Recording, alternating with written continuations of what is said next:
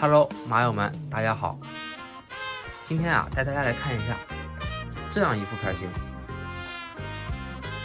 它呢，也是基础牌型里面比较难的一个牌型。高手见了也得挠头。那么，它难在哪一个地方呢？就是需要换位思考。因为你并不能一眼就看出打哪张牌才符合咱们最大概率的玩法，所以咱们就要先来拆解一下。拆解是出牌的第一步，3个发财成牌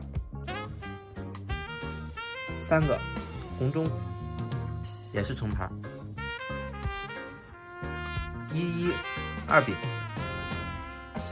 余出一个孤张5饼，6、7、8万余出一个孤张4万。那么马友们，哪张牌才符合咱们最大概率的玩法呢？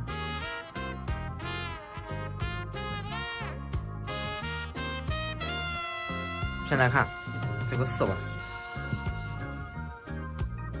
，4万大出，咱们能进的牌1、2、3、4、5、6、7。4、7、28张牌，减去2张1饼，1张2饼，还有1张5饼，28减4还剩24张牌的金牌机会。好，那么咱继续看下一个。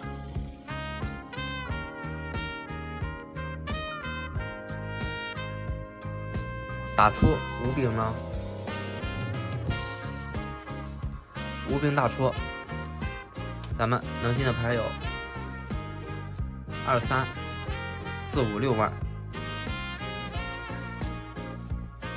，1、2、3、4饼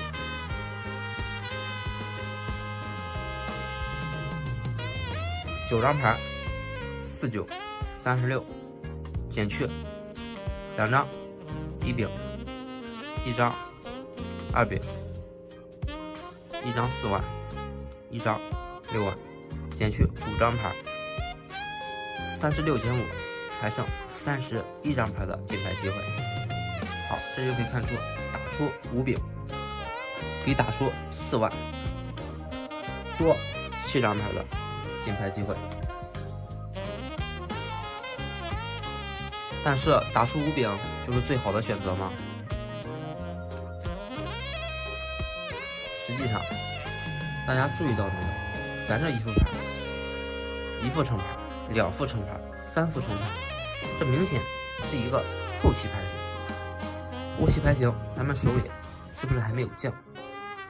那么看来看去，只有这个2个1饼适合当将。